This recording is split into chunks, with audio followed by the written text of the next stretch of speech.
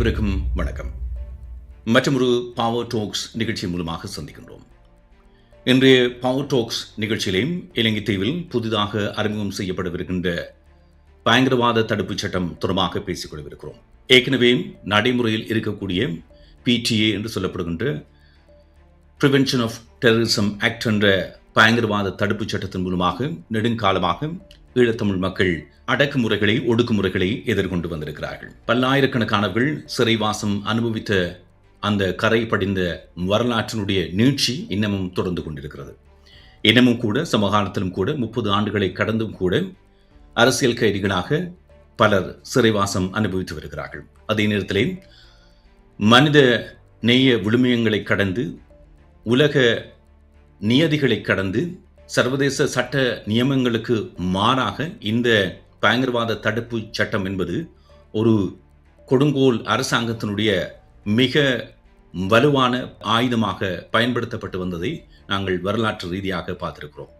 இந்த நிலையில் தான் புதிதாக ஆட்சியில் அமர்ந்திருக்கக்கூடிய அனுருகுமார திசாநாயக்க தலைமையிலான NPP என்று சொல்லப்படுகின்ற தேசிய மக்கள் சக்தி புதிதாக பயங்கரவாத தடுப்புச் சட்டத்துக்கு பதில் ஈடாக அறிமுகம் செய்ய திட்டமிட்டிருக்கக்கூடிய சட்ட முன்வரைவு அறிமுகம் செய்யப்பட்டிருக்கிறது. இது மக்களுடைய கருத்தறியும் முகமாக இவை முன்வைக்கப்பட்டிருப்பதாக அறிவிக்கப்பட்டிருக்கிறது.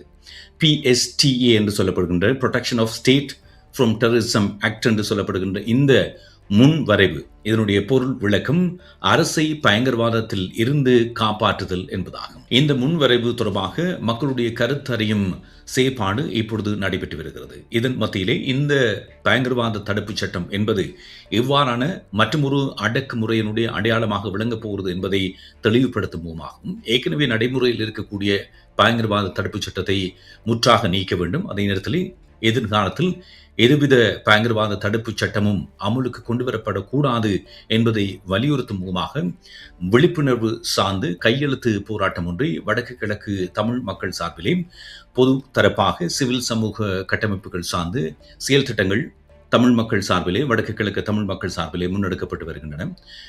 இன்றைய நிகழ்ச்சியில் சிவகுரு ஆதீன முதல்வர் மற்றும் நிறுவனர் தவத்திரு வேலன் சுவாமிகள் அவர்கள் இணைந்திருக்கின்றார். தொடர்ச்சியாக தமிழ் மக்களுடைய மனிதுரிமைகள் சார்ந்து செயற்பாட்டு தளத்திலே பயணித்துக் கொண்டிருக்கக்கூடிய ஒரு ஆன்மீகவாதி. அவரோடு கொழும்பில் இருந்து மூத்த ஊடகவியலாளர் மற்றும் விரிவுரையாளர் நிக்சன் அமிர்தநாயகம் அவர்கள் இணைந்து கொண்டிருக்கின்றார். அவர்களிடமிருந்து விவரங்களை நாங்கள் பெற்றுக்கொள்ளவிருக்கிறோம். வணக்கம் தவத்திரு வேலன் சுவாமிகளே.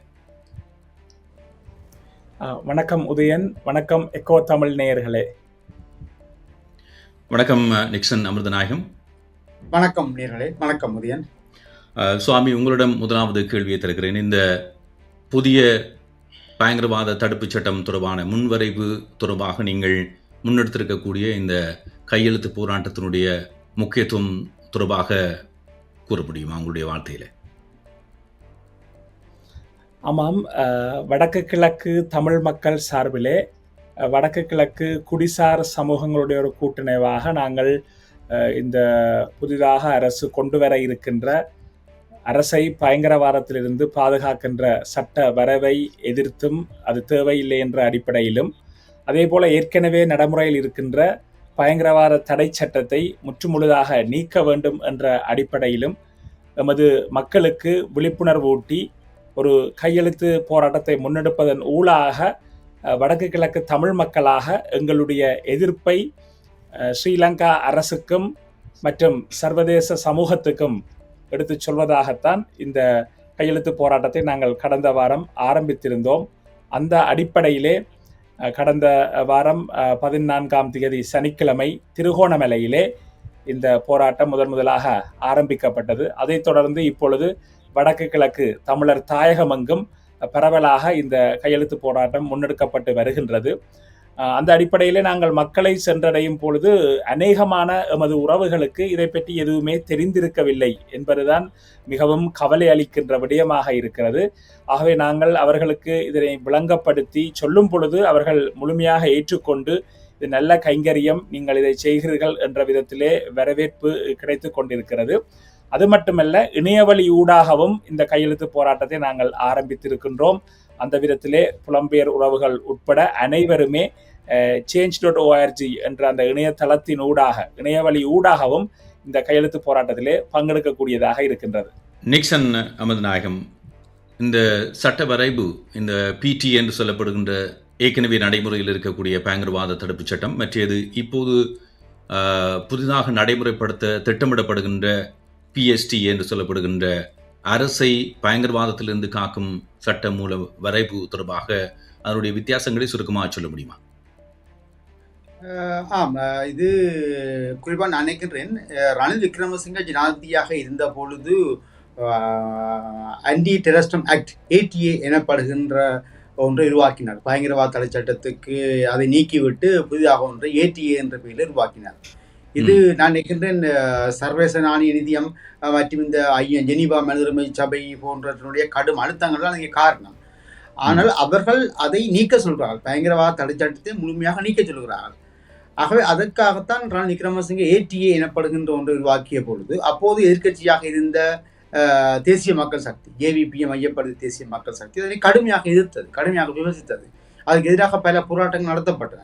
இப்போது அரசாங்கத்தில் இருக்கிறார்கள் இருந்து கொண்டு பிடிஐக்கு பதிலாக, பயங்கரவாத தடைச்சட்டத்துக்கு பதிலாக அரசாங்கத்தை பாதுகாக்கின்ற பயங்கரவாதத்துக்கு எதிரான சட்டம் மூலம் எனப்படுகிற பிஎஸ்டியை உருவாக்கி இருக்கிறார்கள்.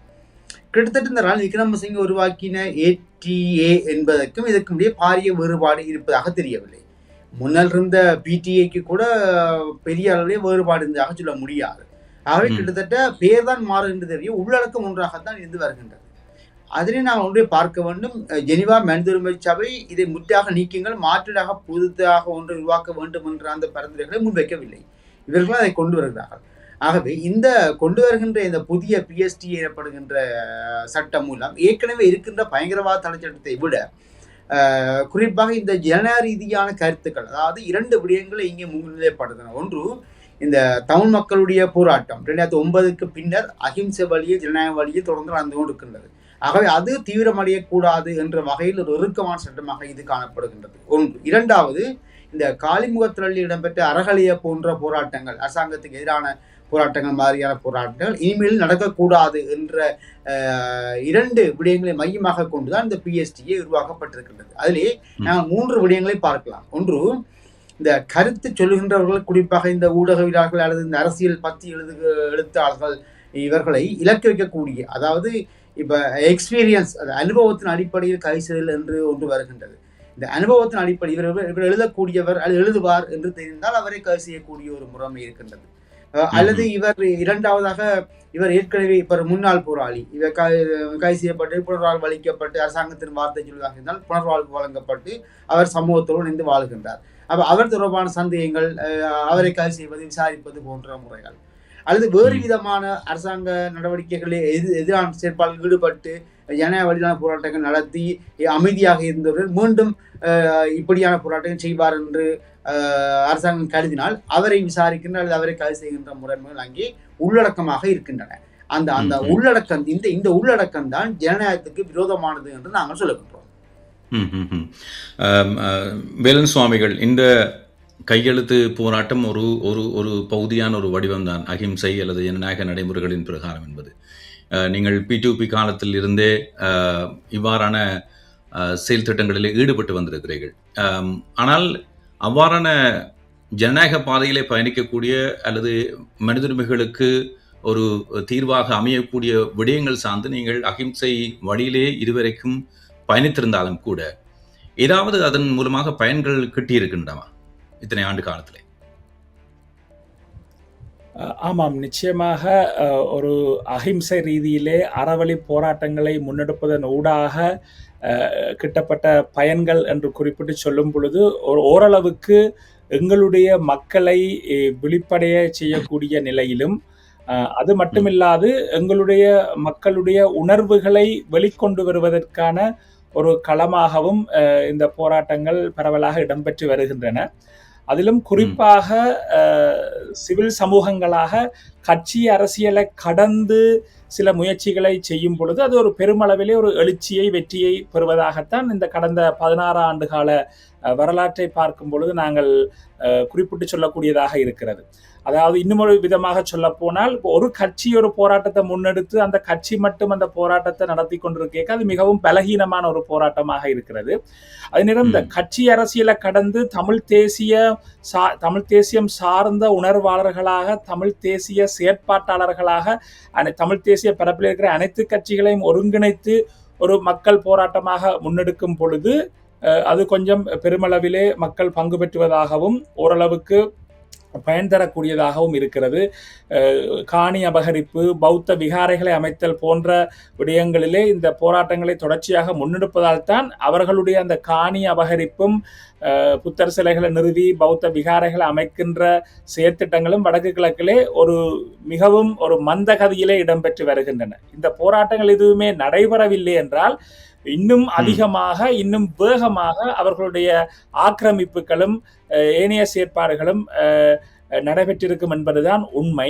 மற்றும் இந்த போராட்டங்களில் ஈடுபடுகின்ற எங்களை போன்ற மனித உரிமை செயற்பாட்டாளர்களை அவர்கள் அடிக்கடி கைது செய்வதும், பலவிதமான அச்சுறுத்தல்களையும் இன்னல்களையும் எங்களுக்கு ஏற்படுத்துவதும் ஏதோ ஒரு விதத்திலே எங்களுடைய போராட்டங்கள் அவர்களுக்கு ஸ்ரீலங்கா அரசுக்கு ஒரு அழுத்தத்தை கொடுக்கின்றது என்பது அதனூடாக வெளிப்பட்டு நிற்கின்றது. இதில் இந்த புதிய அரசு பதவியேற்றதன் பின்னரான காலகட்டத்தை நாங்கள் பார்க்கிற பொழுது ஏடிகே என்று சொல்லப்படுகின்ற அனுரகுமார திசாநாயக்க அவர்கள் தலைமையிலான அரசை தமிழ் மக்கள் வித்தியாசமாக பார்க்கிறார்கள். இந்த அரசு தமிழர்களுக்கு ஒரு சுமூகமான தீர்வை வழங்கும், இதுவரை இருந்த அந்த கொடுங்கோல் ஆட்சி நடைமுறைகளிலிருந்து இவர்கள் வித்தியாசமானவர்கள் என்ற பொது அபிப்பிராயம் இருக்கிறது. அண்மையில் கூட ஒரு சமூக வலைத்தளத்திலே பதியப்பட்ட ஒரு விடயத்தை பார்த்தேன். வடக்கு கிழக்கு தமிழ் மக்கள் மத்தியில் மட்டுமல்ல, தென்னிலங்கை மக்கள் மத்தியில் மட்டுமல்ல, வடக்கு கிழக்கு தமிழ் மக்கள் மத்தியிலும் ஏடிகே மிக பெரும் செல்வாக்கை பெற்று வருகிறார் என்ற ஒரு செய்தி சொல்வதாக அது அமைந்திருக்கிறது. உங்களை பொறுத்தவரையிலே அனுரகுமார திசாநாயக்க தலைமையிலான அரசினுடைய நடைமுறைகளை நீங்கள் எவ்வாறு பார்க்கிறீர்கள் சுவாமிகள்? ஆமாம், இந்த அரசு ஆட்சிக்கு வருவதற்கு முன்பே அல்லது ஆட்சிக்கு வந்த காலத்திலிருந்தே எங்களுடைய நிலப்பாடு மிகவும் தெளிவாக இருக்கிறது. தென்னிலங்கையிலே யார் ஆட்சிக்கு வந்தாலும் ஈழத்தமிழர்களை பொறுத்தவரையிலே அவர்களுடைய நிலைப்பாடு ஒன்றாகத்தான் இருக்கப் போகின்றது என்பதிலே நாங்கள் மிகவும் தெளிவாக இருக்கின்றோம். இருந்தும் இந்த அனுரகுமார திசாநாயக்க ஏகேடி தலைமையிலான இந்த அரசு ஆட்சிக்கு வரக்கூடிய ஒரு சூழலிலே எங்களுடைய தமிழ் மக்களே சில விதமான காரணங்களாக, குறிப்பாக எங்களுடைய தமிழ் தேசிய கட்சிகளுடைய ஒற்றுமையின்மையும், கட்சிகளுக்குள்ளே இருக்கக்கூடிய பிளவுகளும், அவர்கள் தமிழ் தேசியத்தை போலியாக பேசி பயன்படுத்துகின்ற பொய்த்தன்மைகளாலே வெறுப்படைந்திருக்கக்கூடிய மக்கள் ஒரு மாற்றமாக அனுரகுமார திசாநாயக்க ஏகேடியினுடைய ஒரு கவர்ச்சியாலே, ஒரு அலையினாலே கவரப்பட்டு ஜனாதிபதி தேர்தலிலும் தொடர்ந்து பாராளுமன்ற தேர்தலிலும் வாக்களித்திருந்தார்கள் வடக்கு கிழக்கு தழுவிய அளவிலே என்பது ஒரு உண்மை. ஆனால் அப்பொழுது இருந்த மக்கள் வைத்திருந்த அந்த எதிர்பார்ப்புகள் ஒரு வருடத்தை கடந்தும் இப்பொழுது தொடர்ந்து பயணித்துக் கொண்டிருக்கக்கூடிய சூழலிலே எந்தவித மாற்றங்களையும் தரவில்லை.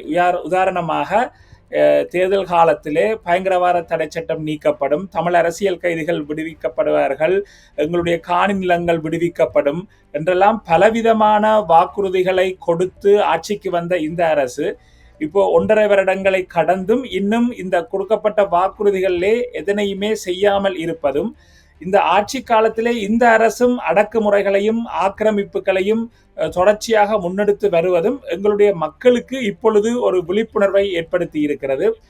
அந்த அடிப்படையிலே இந்த அனுரகுமார திசாநாயக்க தலைமையிலான அரசு மிகவும் சூக்ஷ்மமாக தமிழர்களை அடக்குவதையும் ஒடுக்குவதையும், எங்களுக்கு நடத்தப்படுகின்ற அடக்குமுறைகளுக்கு எதிராக நாங்கள் குரல் கொடுக்கும் பொழுது அதை இனவாதமாகவும் மதவாதமாகவும் சித்தரிக்கின்ற இந்த அனுரகுமார திசாநாயக்க தலைமையிலான அரசு தாங்கள் இனவாதத்தில் இல்லை, மதவாதத்தில் இல்லை, நாங்கள் அவற்றை முன்னெடுக்கவில்லை என்று வெறுமனே வாய்ப்பேச்சளவிலே சொல்லிக்கொண்டு செயற்பாட்டளவிலே இனவாதத்தையும் மதவாதத்தையும் மிக அதிக அளவிலே இந்த அரசு முன்னெடுத்து வருவதாகத்தான் இப்பொழுது நிலைமை இருக்கிறது. எங்களுடைய மக்களும் அதனை புரிந்து கொள்ள ஆரம்பித்திருக்கிறார்கள்.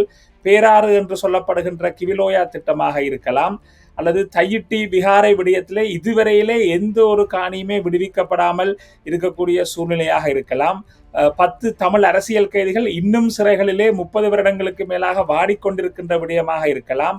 பயங்கரவாத தடை சட்டத்தை நீக்குதல் என்ற போர்வையிலே இப்பொழுது அரசை பயங்கரவாதத்திலிருந்து பாதுகாக்கும் சட்டம் என்று ஏற்கனவே இருக்கின்ற சட்டத்தை விட மோசமான ஒரு சட்டத்தை நடைமுறைப்படுத்த முயற்சிக்கின்ற தன்மையாக இருக்கலாம். இப்படி தொடர்ந்து அடுக்கிக் கொண்டே செல்லலாம். எந்த விடயத்தில் பார்த்தாலும் இவர்கள் தமிழர்களுக்கு எதனையுமே செய்யாத ஒரு சூழ்நிலையிலே அந்த நம்பிக்கை மக்கள் மத்தியிலே இப்பொழுது மிகவும் குறைந்து வருகிறது. நிக்சன், இந்த மக்கள் மயப்படுத்துகின்ற விழிப்புணர்வை ஏற்படுத்துகின்ற செயல் திட்டம் இப்பொழுது நடைமுறைக்கு வந்திருக்கிறது. சுவாமிகள் போன்ற பொதுத்தரப்பாக இருந்து செயற்படக்கூடியவர்களுடைய முயற்சியின் காரணமாக இது கையெழுத்துக்களை பெறுகின்ற செயற்பாடாக இருக்கலாம் அல்லது இனிய விழிப்புணர்வு செயற்பாடுகளாக இருக்கலாம். ஆனால் இவை எந்த அளவுக்கு ஒரு மாற்றத்தை கொண்டு வரும் என்று நீங்கள் நினைக்கிறீர்கள்? இது நான் நினைக்கின்றேன் மாற்றத்தை கொண்டு வரும் என்பதை விட இன்று வெள்ளிக்கிழமை பிற்பகல் கொழும்பு பொருளிலே இடம்பெற்ற பௌத்த மகாசங்க கூட்டத்தினுடைய முடிவுகள், தீர்மானங்கள், பிரகடனங்கள், அங்கு நிகழ்த்தப்பட்ட தேர்தலுடைய உரைகளை எல்லாம் நான் சுருக்கமாக சொல்வதாக இருந்தால் 3 விஷயம் இங்கே வருகின்றது. ஒன்று, வடக்கு கிழக்கு உள்ளிட்டு அவர்கள் தெளிவாக சொல்லுகின்றார்கள். பேராசிரியர் கோட்டாப்பட்டி ராகுல தேரர் தெளிவாக சொல்லுகின்றார். இலங்கை தீவு முழுவதும் என்றால் வடக்கு கிழக்கு தான் அங்கே வருகின்றது. வடக்கு கிழக்கிலே நடைபெற போகின்ற அல்லது இடம்பெற்று வருகின்ற பௌத்த சமய ஆய்வுகள், இந்த தொல்லியல் ஆய்வுகளுக்கு எந்த தடையும் விதிக்கக்கூடாது, கேள்விக்குட்படுத்தக்கூடாது. போலீசாருடைய பாதுகாப்பு இருக்கலாமே தவிர கேள்விக்குட்படுத்தக்கூடாது என்பது ஒன்று. இரண்டாவது, இந்த புதிய ஜாப்பு இந்த கதையெல்லாம் தேவையில்லை என்ற மாதிரி, அதாவது இருக்கிற ஜாப்பை பலப்படுத்த வேண்டும். இருக்கிற ஜாப்பில் இருக்கக்கூடிய அந்த பௌத்த சமய முன்னுரிமைக்கான விதப்புரைகள், பரிந்துரைகள் இன்னும் அங்கே அதிகரிக்கப்பட வேண்டும் என்ற கோரிக்கைகள். மூன்றாவது, அனுதகுமார் சாணக்க அரசாங்கத்தின் மீதான விமர்சனங்கள், எதிர் விமர்சனங்கள். அதாவது என்னென்றால், அந்த தையிட்டி விகாரை தொடர்பாக அவர் சொன்ன ஒரு விஷயம், அதாவது அனுராதபுரத்தில் இருந்து சிலர் தையிட்டிக்கு சென்று தேவையற்ற இனவாதங்களை கிளப்புகிறார்கள் என்ற ஒரு வார்த்தையை அவர் சொல்லிவிட்டார் அனுதகுமார் சாணக்க. அதற்கு எதிராகத்தான் இந்த மாநாடு நடந்திருக்கிறது. ஆகவே இந்த சுருக்கமாக பார்ப்பதாக இருந்தால், இந்த வெறுப்பு பேச்சு என்று ஒன்று வருகின்றது. இந்த வெறுப்பு பேச்சு, மதங்களுக்கு எதிரான பேச்சுக்கள், அப்படியானவை கைது செய்வது என்று வருகின்றது. ஆனால் இந்த பௌத்த மகாசங்க பிரகடனத்தை பார்க்கின்ற பொழுது, இந்த வெறுப்பு பேச்சு, மதங்களுக்கு எதிரான பேச்சு என்று கைது செய்யப்படக்கூடியவர்கள் யார் என்றால் இப்ப தமிழர்கள் தான். அவர்கள் தான் அங்கே ஒரு விகாரை அல்லது புத்த சிலை வைக்கப்பட்டால் அதுக்கு எதிராக யாராவது ஆர்ப்பாட்டம் செய்தார், அவர்களை கைது செய்ய வேண்டும் என்ற தோணியிலே தான் இன்றைய பௌத்த மாநாடு அந்த பிரகடனம் அமைந்திருக்கின்றது. ஆகவே பௌத்தர்களை கைது செய்ய முடியாது. என்ன சொல்கிறார்கள் என்றால், போலீசார் பௌத்த குருமாருக்கு பாதுகாப்பு வழங்க வேண்டும், அங்கே அவர்களை கைது செய்ய முடியாது, நீதிமன்றங்களில் நிறுத்த முடியாது என்றெல்லாம் புதிதமான கதைகளை சொல்லி அங்கே பிரகடனம் நடந்திருக்கின்றது. அனுதகுமார் சாணக்கை சந்திக்க போகிறார்கள், அவர் இணங்க வேண்டும், இல்லையேல் இப்படியான மாநாடுகளை தொடர்ச்சியாக நடத்த போகின்றார்கள். ஆகவே இந்த விடயங்களை பார்க்கின்ற பொழுது நான் நினைக்கின்றேன், இப்போது இந்த அனுதகுமார் சாணக்க 2020ஆம் ஆண்டும் இனவாதம் இடம் மாறி கோத்தபாயாவிடம் வந்தது. அவர் ஏதோ ஒரு வகையிலே தவறுகிறார் என்று அறிந்து பின்னர் மீண்டும் இனவாதம் மாறி ஜேவிபியை மையப்படுத்தி தேசிய மக்கள் சக்திக்கு வந்திருக்கிறது. இப்போது இவர் இந்த தையிட்டி விகாரையில் எடுத்த முடிவா அல்லது அந்த சொன்ன அந்த வார்த்தையா காரணமோ தெரியவில்லை. இப்போது அங்கிருந்து இனவாதத்தை மாற்றப் போகிறார்கள். இன்றைய கூட்டத்தின் பிரகாரம் ராஜபக்ச குடும்பத்தை அங்கே முழுமையாக பாராட்டினார்கள். ஆக மீண்டும் ஒரு ரணில் ராஜபக்ச கூட்டு வரக்கூடிய வாய்ப்பு, இனவாதம் அவர்களிடம் வரப்போகின்றது. இதனை மையமாக கொண்டுதான் சிஸ்டம் கிளீன் என்று டெய்லி மிரர் பத்திரிகை எழுதியதும் தெரியவில்லை. ஆகவே அப்படி பார்க்கின்ற பொழுது அவர்களை சுத்தம் செய்துவிட்டு மீண்டும் அவர்களை ஆட்சிக்கு கொண்டு வரலாமா, வந்தால் என்ன என்ற வகையான தொனிப்பொருளே இன்றைய பௌத்த மகாசங்க மாநாடு நடைபெற்று முடிந்தது. இதை பார்க்கின்ற பொழுது பிரச்சனை இப்போதைக்கு தீரக்கூடியது அல்ல, மாறாக வேலன் சுவாமி போன்ற இந்த அகிம்சை வழியிலே போராடி கொண்டிருக்கக்கூடிய, வடக்கு கிழக்கிலே போராடி கொண்டிருக்கக்கூடிய தமிழ் தேசிய கட்சிகளுடைய பிரதிநிதிகள் மற்றும் சிவில் சமூக அமைப்புகளுடைய பிரதிநிதிகளுக்குத்தான் நெருக்கம் அதிகமாக வரப்போகின்றது என்ற எண்ணம் தோன்றுகின்றது. இந்த பிஎஸ்டி எனப்படுகின்ற இந்த புதிய அரசாங்கத்தை பாதுகாக்கின்ற பயங்கரவாத தடை சட்டத்தின் மூலமாக நாங்கள் அதைத்தான் எதிர்பார்க்க வேண்டியதாக இருக்கின்றது. சுவாமிகள், நீங்கள் இந்த P2P காலத்தில் உங்களுடைய பங்கு மிக காத்திரமானது. ஒரு மாபெரும் மக்கள் திரட்சியை உருவாக்கக்கூடிய வகையில் அந்த P2P செயற்பாட்டு தளம் இருந்தது. போருக்கு பிற்பட்ட காலப்பகுதிகளிலே, போர் மௌனிக்கப்பட்ட பிற்பட்ட காலப்பகுதிகளிலே தமிழ் மக்களுக்கு ஏற்படுத்தப்படுகின்ற அரசியல் ரீதியான அடக்குமுறைகள் தொடர்பான விழிப்புணர்வு சார்ந்து மிக குறைந்த அளவில் தான் கவனம் செலுத்துகிறார்கள் என்ற ஒரு நிலை இருக்கின்ற ஒரு சூழலிலே அது ஒரு பிரமிக்க வைக்கக்கூடிய வகையிலான ஒரு மகா சக்தியை வெளிப்படுத்திய வகையிலே அது அமைந்தது. ஆனால் அதுக்கு பின்னர் பல ஆண்டுகளை நாங்கள் கடந்து வந்திருக்கிறோம். அவ்வாறான அதற்கு நிகரான ஒரு மக்கள் மயப்படுத்தப்பட்ட ஒரு வெகுஜன எழுச்சியை எங்களால் பார்க்க முடியவில்லை. இது ஒரு பாரதூரமான சட்ட நடைமுறையாக இருக்க போகிறது. கடந்த காலத்திலே PTA ஏற்படுத்திய தாக்கத்தின் வடுக்களை சுமந்து கொண்டிருப்பவர்களுடைய எண்ணிக்கை சில வீடுகளிலே குறைந்திருக்கலாம். ஆனால் பாதிக்கப்பட்டவர்களாகவே இருக்கிறார்கள். அவர்களுக்கு இன்னமும் தீர்வுகள் அல்லது விமோசனங்களோ கிடைக்காத ஒரு சூழ்நிலையிலே இந்த P2P போன்ற ஒரு மக்கள் சக்தி திரட்சி என்பது சமகாலத்திலே சாத்தியம் என்று நீங்கள் நினைக்கிறீர்களா? ஆமாம், நிச்சயமாக நீங்கள் குறிப்பிட்டது போல அந்த P2P எழுச்சி போராட்டம் என்பது மிகப்பெரிய அளவிலே ஒரு பெரும் எழுச்சியாக 2021ஆம் ஆண்டு எங்களுடைய தாயகத்திலே நடைபெற்றது. அதுவும் அந்த காலப்பகுதி நீங்கள் சொன்னது போல எங்களுடைய மக்கள் அபிவிருத்தியை விரும்புகிறார்கள், வேலைவாய்ப்புகளை விரும்புகிறார்கள் என்ற ஒரு சிந்தனை, அவர்கள் சுதந்திர தாகத்தை விட்டுவிட்டார்கள் அல்லது விடுதலை நோக்கிய வேட்கை அவர்களிடம் கிடையாது என்ற ஒரு கருத்து நிலவிய காலகட்டத்திலே தான் இந்த P2P போராட்டம் ஒரு எழுச்சியாக நடைபெற்று, அதுவும் குறிப்பாக வடக்கிலே அங்கஜன் ராமநாதனும் கிழக்கிலே பிள்ளையானும் தமிழ் தேசியத்துக்கு எதிராக செயற்படக்கூடியவர்கள் தனிப்பட்ட ரீதியிலே அதிகளவு வாக்குகளை பெற்று பாராளுமன்ற உறுப்பினராக தெரிவு செய்யப்பட்டிருக்கக்கூடிய ஒரு காலகட்டத்திலே தான் இந்த P2P எழுச்சி போராட்டம் இல்லை, எங்களுடைய மக்கள் இன்றும் விடுதலை வேட்கையோடும் சுதந்திரத்துக்கான தாகத்தோடும் இருக்கிறார்கள் என்பதை முழு உலகுக்கும் பறைசாற்றியது. அதே போல ஒரு தேவை இன்றைய காலகட்டத்திலும் எழுந்திருக்கிறது. கிட்டத்தட்ட 5 வருடங்களுக்கு பிறகு இப்பொழுது இந்த அனுரகுமார திசாநாயக்க அரசின் மேலே மக்களுக்கு ஏற்பட்டிருக்கிற ஒரு அலையும் அது சம்பந்தமாக அரசு முன்னெடுக்கிற சில விடயங்களையும் பார்க்கும் பொழுது எங்களுடைய மக்கள் தமிழ் தேசிய கட்சிகளை விட்டுவிட்டு முழுமையாக அனுரகுமார திசாநாயக்க தலைமையிலான தேசிய மக்கள் சக்தி NPP என்கின்ற அந்த அரசு அல்லது JVP-னுடைய ஒரு வழிநடத்தலிலே இயங்குகின்ற இந்த அரசின் பக்கம் சென்று விட்டார்களோ என்று எண்ணிக்கொண்டிருக்கக்கூடிய ஒரு சூழ்நிலையிலே அப்படியான ஒரு மக்கள் எழுச்சி போராட்டம் தேவைப்படுகிறது. அதுவும் குறிப்பாக இந்த வருடம் 2026ஆம் ஆண்டு எங்களுடைய தமிழின விடுதலை போராட்ட வரலாற்றிலே ஒரு முக்கியமான வருடமாக அமைகின்றது. அதாவது குறிப்பாக இனி சமஷ்டி மூலமாக எந்த தீர்வையும் நாங்கள் பெற முடியாது, எங்களுக்கு ஒரு தனிநாடு, தமிழீழம் என்கின்ற தனிநாடு அமைப்பதே ஒரே தீர்வு என்று வட்டுக்கோட்டையிலே தீர்மானம் நிறைவேற்றப்பட்ட வருடத்தினுடைய 50வது வருட நிறைவு ஆண்டாக இந்த ஆண்டு அமைந்திருக்கிறது. ஆகவே அந்த அடிப்படையிலே எங்களுடைய தமிழர்களுடைய அரசியல் அபிலாஷைகளை உரத்து எடுத்து சொல்ல வேண்டிய, எங்கள் மக்கள் மத்தியிலே ஒரு எழுச்சியாக ஒரு போராட்டத்தை முன்னெடுக்க வேண்டிய ஒரு தேவையும் ஒரு காலப்பகுதியும் இப்பொழுது ஏற்பட்டிருக்கிறது. அதனை உணர்ந்து அனைத்து தரப்பினரும் ஒன்றிணைந்து ஒரு எழுச்சியை ஏற்படுத்த வேண்டும் என்கின்ற ஒரு எண்ணம், ஒரு விருப்பம் எங்கள் அனைவருக்கும் இருக்கிறது. அனைவரும் முயற்சித்தால் நிச்சயமாக அப்படி ஒரு எழுச்சியான போராட்டத்தை இந்த வருடத்திலே நடாத்த முடியும் என்ற நம்பிக்கையையும் நான் இந்த இடத்திலே பதிவு செய்ய விரும்புகின்றேன்.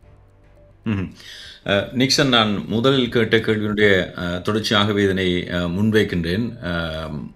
இந்த இவ்வாறான மக்கள் மயப்படுத்துகின்ற செயற்பாடுகளை கடந்து சட்ட ரீதியாகவோ அல்லது சர்வதேச அரசுகளுடைய உதவிகளை பெறுவதனூடாகவோ அல்லது அவர்கள் ஊடாக ஒரு அழுத்தங்களை பிரிவிப்பதனூடாகவோ இவ்வாறான சட்ட நடைமுறைகள் இனிமேல் வராமல் இருப்பதற்கு அல்லது ஏற்கனவே இருக்கக்கூடிய அந்த சட்டத்தை நீக்குவதற்கான செயற்பாடுகள் அல்லது அதுக்கான சாத்தியப்பாடுகள் இருக்கின்றனவா? நல்ல கேள்வி. இது எப்படி என்றால், இதுதான் நாங்கள் அடிக்கடி முன்வைக்கின்ற எழுத்து. என்னன்னு சொன்னால், இந்த ரீகன்சிலேஷன் என்ற சொல்லை கொண்டு வந்தது சர்வதேசம் தான், ஜெனீவா மெமோரண்டம் கொண்டு வந்தது. சரி, இந்த IMF-ம் இந்த ரீகன்சிலேஷன் என்ற சொல்ல பயன்படுத்துது. இப்போ இந்தியா, அமெரிக்கா, சீனா கூட ரீகன்சிலேஷன் என்ற வார்த்தையை பயன்படுத்துது. இப்போ இங்கே என்ன பிரச்சனை என்றால், நான் ஒரு விஷயத்தை தெளிவாக பார்க்க வேண்டும். இலங்கை அரசாங்கம் நிதியை பெறுவதற்காக எல்லாவற்றுக்கும் ஓம் என்று சொல்லுகின்றது, அதில் மாற்று கருத்து இல்லை, நிதியை பெறுவதற்காக. ஆனால் நிதியை வழங்குகின்ற IMF அல்லது வேர்ல்டு பேங்க் அல்லது பாரிஸ் கிளப் இந்த இப்படியான பொது நிறுவனங்கள் அடுத்த இந்தியா, அமெரிக்கா போன்ற நாடுகள் என்ன செய்கின்றன என்றால் விதிக்கின்ற நிபந்தனை ரீகன்சிடர் என்று மொட்டையாக சொல்லுகிறார்கள்.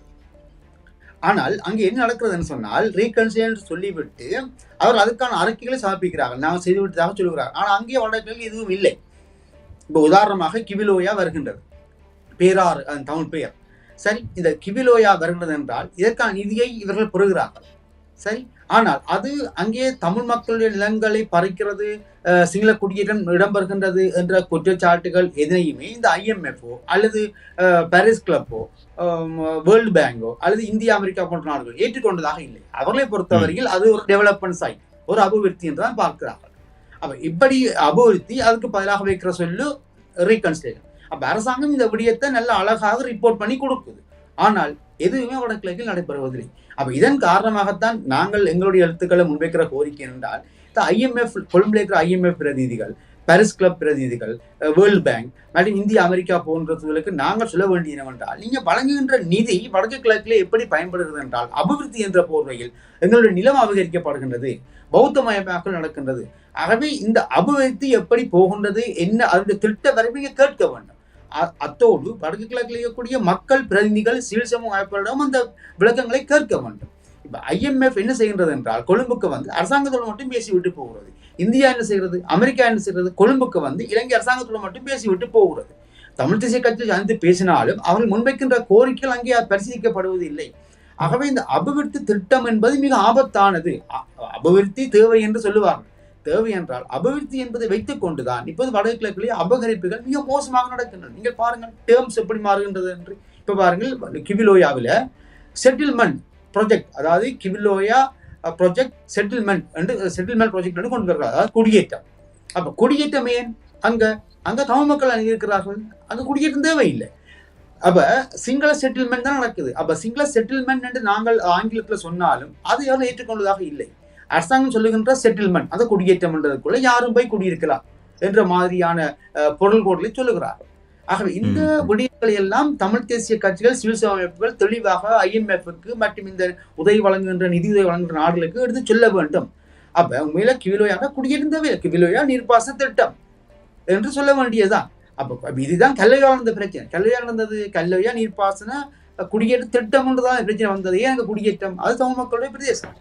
குடியேற்றம் என்று போடப்பட்டது ஏன், சிங்களர்களை கொண்டே குடியேற்றுவதற்காக. ஆகவே இந்த விடயங்கள் எல்லாவற்றையும் நுட்பமாக தமிழ் தேசிய கட்சிகள், சிவில் சமூக பிரதிநிதிகள், இந்த நிதியுதவி வழங்குகின்ற நாடுகளுக்கும் மற்றும் IMF போன்ற சர்வதேச அமைப்புகளுக்கும் தெளிவாக சொல்ல வேண்டும், டேர்ம்ஸை எழுதி சொல்ல வேண்டும். இதுதான் அங்கே நடக்கக்கூடிய வேலை திட்டம். ஆனால் இது தொடர்பாக தமிழ் தேசிய கட்சி செய்கிறார்கள், இல்லை என்று இல்லை. ஆனால் அது சரியான முறையில் அங்கே போய் சேரவில்லை. இதன் காரணமாகத்தான் மீண்டும் மீண்டும் நிதியை கொடுக்கிறார். இப்போது பாருங்கள், நிதி இந்த ஆண்டு அதிக அளவு நிதி கிடைக்க போகுது. இலங்கை 4 பில்லியனை இந்திய சங்கம் ஒதுக்கி இருக்கிறது. அதை விட IMF இப்ப கொடுக்க போகுது. பாரிஸ் கிளப் அடுத்த கட்ட பேச்சுவார்த்தை ஆரம்பிக்குது. அப்ப இந்த ஆண்டுக்கான நிதி தாராளமாக வரப்போகின்றது. அதுக்குள்ளே கிவிலோயா அந்த பேராறுக்கான அபிவிருத்தி நிதியும் வரப்போகின்றது.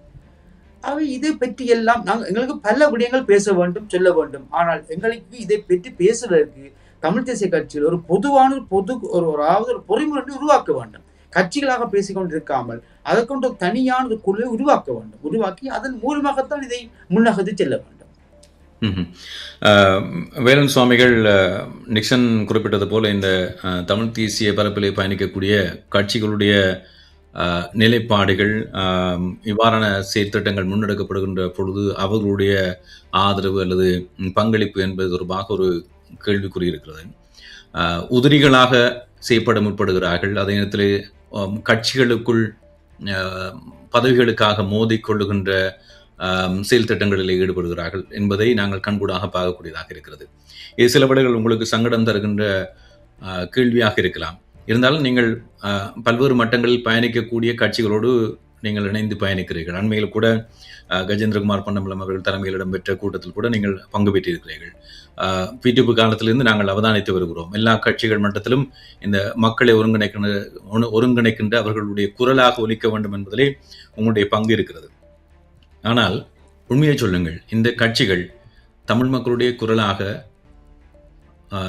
ஒலிக்கிறார்களா? தமிழர்களுக்கான ஒரு தீர்வை பெற்றுத் தருகின்ற வகையிலே அவர்கள் செயல்படுகிறார்களா? உண்மையை சொல்வதாக இருந்தால் தமிழ் தேசிய பரப்பில் இருக்கக்கூடிய எந்த கட்சிகளுமே தமிழ் மக்களுடைய குரலாக ஒலிப்பதாகவோ அல்லது தமிழ் மக்களுடைய பிரச்சனைகளுக்கு தீர்வு பெற்று தருவதாகவோ இல்லை என்றுதான் குறிப்பிட வேண்டும். ஒவ்வொரு கட்சிக்கும் அல்லது ஒவ்வொரு கூட்டணிக்கும் இடையிலே ஒவ்வொரு விதமான பிரச்சனைகள் இருக்கின்றன. ஆகவே அந்த அடிப்படையிலே எடுத்துக்கொண்டால் ஒரு கட்சி தன்னுடைய கட்சி தலைமை யார் என்பதிலும் கட்சிக்குள்ளே இருக்கக்கூடிய உள்ளக முரண்பாடுகளாலே அவற்றை நோக்கி கருத்து பரிமாற்றங்களையும் சண்டைகளையும் பிடிப்பதிலே காலத்தை கடத்தி கொண்டு வழக்குகளையும் போட்டு கட்சியை நீதிமன்றத்திலே நிறுத்தி மிகவும் கட்சியை சின்னாபின்னமாக்குற செயற்பாட்டிலே ஈடுபட்டு கொண்டிருக்கிறது. இன்னொரு கூட்டணியோ எங்களுடைய தமிழ் இனத்துக்கு எதிராக செயற்பட்டவர்களையும் கூட்டாக இணைத்து வைத்துக்கொண்டு கூட்டணிக்குள்ளே வைத்துக்கொண்டு ஒரு தெளிவான ஒரு நிலப்பாடு இல்லாமல் அந்த கூட்டணிக்குள்ளே இருக்கக்கூடிய கட்சிகளுடைய தலைமைகளோ அல்லது ஏனையவர்கள் விடுகின்ற பிழைகளை கூட தட்டி கேட்காமல் கண்டும் காணாமல் இயங்குகிற ஒரு செயற்பாடாக இருக்கிறது. இன்னும் ஒரு கட்சி கொள்கையிலே மிகவும் உறுதியாகவும் தெளிவாகவும் இருந்தாலும் மக்கள் மயம் சார்ந்து செயற்படுகின்ற தன்மை அல்லது தமிழ் இனம் என்று சிந்திக்கிற தன்மையை விட தங்களுடைய கட்சியை வளர்க்க வேண்டும், தங்களுடைய கட்சியை மேலோங்க செய்ய வேண்டும் என்பதற்காக ஏனைய கட்சிகளையும் ஏனையவர்களையும் தாக்கி பேசுவதிலும் அவர்களை குறைபிடிப்பதிலும் தங்களுடைய கவனத்தை செலுத்துகிறார்களே தவிர மக்களுக்கு தாங்கள் என்ன செய்ய முடியும் என்றோ அல்லது எங்கள் அனைவருக்கும் பொது எதிரியாக இருக்கின்ற சிங்கள பௌத்த பேரினவாதத்துக்கு எதிராக என்ன நடவடிக்கைகளை நாங்கள் முன்னெடுக்கின்றோம் என்ற அடிப்படையிலே சிந்திக்கின்ற தன்மைகள் குறைவாக இருக்கிறது. ஆகவே அப்படியான நிலையை பார்க்கும் பொழுது ஒட்டுமொத்தமாக தமிழ் தேசிய பரப்பில் இருக்கக்கூடிய கட்சிகள் எல்லாம் தங்களுடைய நலன்களையும் தங்கள் கட்சி சார்ந்த நலன்களையும் பற்றி மட்டுமே சிந்திக்கின்றார்களே தவிர தமிழ் இனம் என்ற அடிப்படையிலே அவர்கள் சிந்திப்பதாக தெரியவில்லை. இப்படி நாங்கள் கட்சி ரீதியிலே பிளவுபட்டு இருக்கின்ற காரணத்தினால்தான் சர்வதேச ராஜதந்திரிகள் ஒவ்வொரு முறை கொழும்புக்கு வரும் பொழுதும் தமிழ் தேசிய கட்சி பிரதிநிதிகளை சந்தித்தாலும் அவர்களுக்கு நன்றாக தெரியும் இவையெல்லாம் பிரிஞ்சுதான் நிக்கணும், இவை ஒண்டா இல்லை, எங்களுக்கு முன்னால வந்து ஒரு சில கருத்துக்களை சொல்லினமே தவிர இந்த தமிழ் தேசிய கட்சிகளுடைய பிரதிநிதிகளுக்கோ பாராளுமன்ற உறுப்பினர்களுக்கோ மக்கள் மத்தியில் கூட சரியான செல்வாக்கு அல்லது நன்மதிப்பு இல்லை என்பதை சர்வதேச சமூகம் நன்றாக புரிந்து வைத்திருக்கிறது. ஆகவே இவர்கள் அவ்வப்போது நடக்கின்ற சந்திப்புகளிலே சில கருத்துக்களை முன்வைத்தாலும் அந்த கருத்துக்கள் அங்கே முன்னெடுக்கப்படுவதில்லை.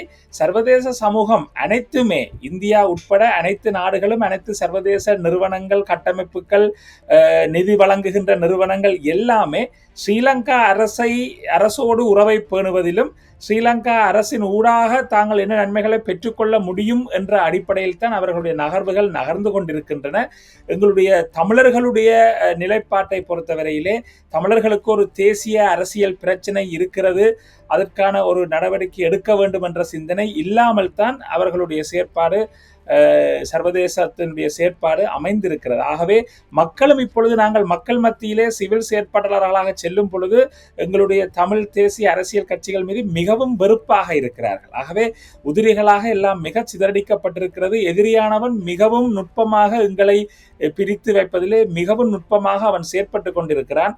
இந்த கட்சிகளுக்கு இடையிலான பிளவுகள் இவற்றையும் கடந்து அடுத்த ரீதியிலே சமய ரீதியிலே சைவ சமயத்தவர்களுக்கும் கிறிஸ்தவர்களுக்கும் இடையே முரண்பாடுகளை தோற்றுவித்தல் மற்றும் பிரதேசவாதமாக வடக்கு கிழக்கு அல்லது வடக்கிலேயே யாழ்ப்பாணம், வன்னி, மட்டக்களப்பு, திருவோணமலை என்று மாவட்ட மட்டங்களில் கூட பிரதேசவாதத்தை தூண்டிவிடுதல் மற்றும் சமூக ஏற்றத்தாழ்வுகள் சாதிய கட்டமைப்புகளை பிரித்து வைத்து இந்த தமிழினத்தையும் தமிழ் தேசியத்தையும் சிதைக்கின்ற முயற்சியை ஸ்ரீலங்கா இராணுவ புலனாய்வுத்துறை உட்பட அனைத்து சக்திகளும் சிங்கள பௌத்த பேரினவாத சக்திகளும் மிகவும் பலமாக செயற்பட்டு வருகிறார்கள். ஆகவே இந்த ஒரு நிலையிலே எங்களுடைய தமிழ் தேசிய கட்சிகள் இதை பற்றி சிந்தித்து அவர்களுக்குள்ளே மாற்றங்கள் ஏற்பட வேண்டும் என்பதுதான் எமது பிரார்த்தனையாக இருக்கிறது.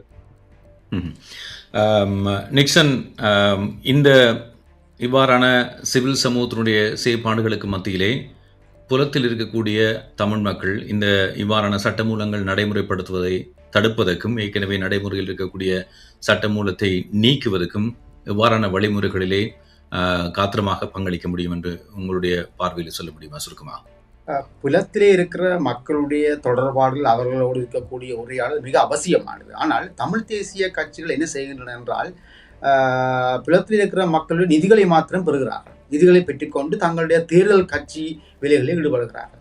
இந்த தேர்தல் அரசியலில் இருந்து விடுபட்டு தமிழ் மக்களுடைய அல்லது தேர்தல் அரசியலை ஒரு பக்கமாக செய்து கொண்டு தமிழ் மக்களுடைய அரசியல் விடுதலை என்ற அந்த விடயத்திலே அது அது அது ஒரு தனி ஒரு குழுவாக இயங்க வேண்டும். அதை கட்சி அரசுகளே கொண்டு போகக்கூடாது. இந்த தமிழ் மக்களுடைய விடுதலை என்பதை கட்சி அரசுகளே கொண்டு போய்த்தான் இந்த பிரச்சனை வருகின்றது. அப்போ அதை தமிழ் தேசிய மக்கள் முன்னணியாக இருக்கலாம், தமிழிசை கட்சியாக இருக்கலாம், ஏனைய ஜனநாயக தேசிய கூட்டணியாக இருக்கலாம், எல்லா கட்சியிலும் தவறை விடுகின்றன. ஆகவே புலம்பெயர்ல இருக்கக்கூடிய அமைப்புகள் மற்றும் கல்விமான்கள், பேராசிரியர்கள் அங்கே இருக்கிறார்கள். ஆகவே அவர்களுடைய அறிவுகளையும் அவர்களோடு சேர்ந்துதான் இங்கே நடவடிக்கை எடுக்க வேண்டும். ஏனென்றால் இலங்கை அரசு என்ற ஒரு கட்டமைப்பை நீங்கள் பாருங்கள். அவர்களுக்கு அரசு என்ற கட்டமைப்பு, அவர்களுக்கு அரசு என்ற கட்டமைப்பு கூடால் நிர்வாக சேவை வெளிநாட்டில் இயங்குகின்றது, ராஜேந்திர சேவை இயங்குகின்றது. அந்த ராஜேந்திர சேவை தொடர்ச்சியாக இயங்கிக் கொண்டே இருக்கின்றது. அவ்வப்போது காலத்துக்கு ஏற்ப அந்த அந்த அப்டேட் பண்ணி கொண்டிருக்கிறார்கள். அந்தந்த நாடு அரசுகளுக்கு அப்டேட் பண்ணுகிறார்கள். தமிழ் மக்களை நோக்கி, வடகிழக்கு மாநிலத்தை நோக்கி என்னென்ன விடயங்கள் செய்கின்றோம், எல்லாம் பொய்யான அப்டேட். ரீகன்ஸ்ட்ரக்ஷன் எப்படி வந்திருக்கின்றது, அபிவிருத்தி எப்படி நடக்கின்றது, மக்கள் தேசிய மக்கள் சக்திக்கு எப்படி ஆதரவாக இருக்கிறார்கள், இப்போது 8 உறுப்பினர் இருக்கிறார், அதை அங்கே காண்பிக்கிறார்கள். அப்போ இதையெல்லாம் காண்பிப்பது அடக்குவாசனாக்கா யாழ்ப்பாணத்துக்கு நடக்கின்றது, அங்கே மக்களை கட்டிப்பிடிக்கிறது, மலையத்துக்கு போனால் கொழுந்து பறைக்கிற பெண்களை கை கொடுக்கிறது, இந்த மாதிரியான படங்களை தான் அனுப்பி அவர் மிக இறங்கி சாதாரணமாக நடக்கின்றார். அவர் ஜனாதிபதியாக இல்லை, மக்கள் தலைவனாக இல்லை, அதாவது ஒரு வழிகாட்டியாக இருக்கிறார் என்ற மாதிரியான பிரச்சாரங்களை முன்னெடுக்கப்படுகின்றன. இவற்றை சர்வதேசம் நம்புகின்றது. இதுதான் அங்கே உண்மை. அப்ப சர்வதேசம் நம்புகின்றது என்றால் அதை கவுண்டர் பண்ணக்கூடிய அல்லது கவுண்டர் பண்ணாமலேயே எங்களுடைய நிலப்பாட்டை சரியாக முன்வைக்கக்கூடிய அளவுக்கு தமிழ் தேசிய கட்சிகளிடம் ஆற்றல் இல்லையா? தேர்தல் அரசியல் கட்சிகள் தேர்தல் செயற்பாட்டை மாத்திரம் ஈடுபட்டு கொண்டு இருக்கிறார்கள். இப்ப கஜேந்திரகுமாராக இருக்கலாம், சுமந்திரனாக இருக்கலாம். இப்ப வெளியுலகத்தை நோக்கி ஒரு கொள்கையை வகுக்க வேண்டும், ஒரு வெளியுறவு கொள்கையை வகுக்க வேண்டும். வகுத்து அதனை கட்சி அரசுகளை கொண்டு வராமல் ஒரு 4 பேர் 5 பேராக சேர்ந்து இயக்க வேண்டும். நான் உங்களுடைய நிகழ்ச்சியிலும் சரி, என்னுடைய அரசியல் பத்தியிலும் சரி அடிக்கடி சொல்லுகின்ற முடியும். சந்திரிகா, ரணில், கோட்டபாய, மிலிந்த மொரகட மற்றும் பேராசிரியர் பீரிஸ், இவர்கள் எல்லோருமே கட்சி வேறுபாடுகளுடையவர்கள். ஆனால் கட்சிகளை கடந்து தமிழ் மக்களுடைய பிரச்சனையிலே சர்வதேச ரீதியாக உலக ரீதியாக அவர்கள் ஒரு புள்ளியிலிருந்து செயற்படுகிறார்கள். இப்போது அனந்தகுமார் சாணக்காவை பாருங்கள், பண்டார் நாயக்கா காலத்து சிந்தனை இப்போது கொண்டு வருகின்றார். பாருங்கள், இப்போ கல்லோயா திட்ட சிந்தனை வருகின்றது. அதுக்கு கிவ்லோயா திட்டம் ஆரம்பிக்கப்பட்டது மஹிந்த ராஜபக்சனுடைய காலத்தில். அப்போ எப்படி கொண்டு வருகின்றார் பாருங்கள்.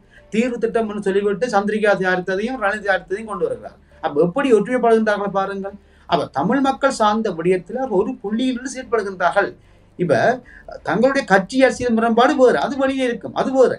ஆனால் தமிழ் மக்களுடைய பிரச்சனை சார்ந்துன்னு சொன்னால் வடக்கு கிழக்கை தங்களுடைய பிரதேசமாக்குகின்ற அந்த வேலுத்திரத்திலே, பௌத்தமயமாக்குகின்ற வேலுத்திரத்திலே ஆக ஒரு புள்ளி நிற்கிறார்கள். அப்படியான எந்த ஒரு ராஜேந்திர நகர்வுகளும் ராஜேந்திர உத்தியும் தமிழ் தேசிய கட்சிகளிடம் இல்லை. இது நான் பகிரங்கமாக முன்வைக்கின்ற குற்றச்சாட்டு. நிறைவாக வேலன் சுவாமிகள், இந்த கையெழுத்து போராட்டமாக இருக்கலாம், ஜனநாயக வழிமுறையிலே முன்னெடுக்கப்படுகின்ற அகிம்சை வழியிலே முன்னெடுக்கப்படுகின்ற செயற்பாடுகளாக இருக்கலாம், தமிழ் மக்களுக்கான உரிமை பெறுதல், இவ்வாறான அடக்குமுறைகளுடைய அடையாளமாக விளங்கக்கூடிய பயங்கரவாத தடுப்பு சட்டங்களை நீக்குதல் என்ற செயற்பாடுகள் சார்ந்து புலத்திலே வாழக்கூடிய மக்களுக்கு நீங்கள் சொல்ல விரும்புகின்ற செய்தி என்ன? ஆமாம், புலத்திலே வாழ்கின்ற மக்கள் தங்கள் நாடுகளிலே இருக்கக்கூடிய எங்களுடைய ஈழத்தமிழ் அரசியல் பிரதிநிதிகள் அவர்கள் ஊடாக அந்தந்த அரசுகளுக்கு ஒரு அழுத்தத்தை கொடுக்க வேண்டும். இங்கே பயங்கரவாத தடை சட்டத்தை நீக்க சொல்லி ஐரோப்பிய யூனியனாக இருக்கலாம், ஐக்கிய நாடுகள் சபையினுடைய மனித உரிமைகள் பேரவையாக இருக்கலாம், மற்றும் ஏனைய நிதி வழங்குகின்ற நிறுவனங்களாக இருக்கலாம், கொடுத்திருக்கக்கூடிய அழுத்தத்தையும் மீறி நாங்கள் பயங்கரவாத தடை சட்டத்தை நீக்குகிறோம் என்று உத்தரவாதம் கொடுத்திருக்கிற அரசு அதை நீக்குகிறோம் என்ற பெயரிலே அதை நீக்கிவிட்டு அதற்கு பதிலாக புதிதாக ஒரு சட்டத்தை PSTA என்கின்ற இந்த அரசை பயங்கரவாதத்திலிருந்து பாதுகாக்கும் சட்ட முன்வரவை கொண்டு வந்து அதை தொடர்ந்து தக்க வைக்கின்ற ஒரு செயற்பாட்டைத்தான் செய்ய இருக்கிறார்கள். கடந்த காலங்களிலே ATA ஆன்டி டெரரிசம் ஆக்டாக இருக்கலாம், அல்லது CTA போன்ற அந்த கவுண்டர் டெரரிசம் ஆக்டாக இருக்கலாம். அவ்வப்போது இந்த பயங்கரவாத தடை சட்டம் நீக்கப்பட வேண்டும் என்று சர்வதேச சமூகத்தாலே அழுத்தம் கொடுக்கப்படும் பொழுதெல்லாம் அதுக்கு பதிலாக கொஞ்சம் கடுமையான சட்டங்களை, இந்த ATA CTA போன்ற சட்டங்களை கொண்டு வருவதன் ஊடாக அதற்கு மக்கள் எதிர்ப்பு தெரிவிக்கிறார்கள் என்று சொல்லி அதை நடைமுறைப்படுத்தாமல் கிடப்பில் போட்டுவிட்டு அந்த PTA என்கின்ற பயங்கரவாத தடை இடத்தை தொடர்ந்து தக்க வைக்கின்ற ஒரு உத்தியை கூட இந்த சிங்கள அரசுகள் தொடர்ந்து காலத்துக்கு காலம் முன்னெடுத்து வருகின்றன. ஆகவே இவற்றை புலம்பெயர் உறவுகள் தேசத்திலே இருக்கக்கூடிய உங்கள் நாடுகள் சந்த ராஜதந்திரிகளுக்கு எடுத்து சொல்ல வேண்டும் என்பது ஒரு முதலாவது வேண்டுகோளாகவும், இரண்டாவது, இந்த கையெழுத்து போராட்டத்திலே புலம்பெயர் உறவுகளும் இணைந்து கொள்ள முடியும். change.org என்ற இணையதளத்தின் ஊடாக அவர்கள் தங்களுடைய கையெழுத்துக்களை இட்டு இதுக்கு வலு சேர்க்க முடியும் என்ற விடயத்தையும், நாங்கள் இந்த போராட்டத்திலே ஒரு இணையதளத்தை புதிதாக உருவாக்கி இருக்கிறோம். repeal PTA REPEAL PTA.org என்ற இணையதளத்திலே எங்களுடைய இந்த போராட்டம் தொடர்பான அனைத்து விடயங்களும் பதிவேற்றப்பட்டிருக்கின்றன.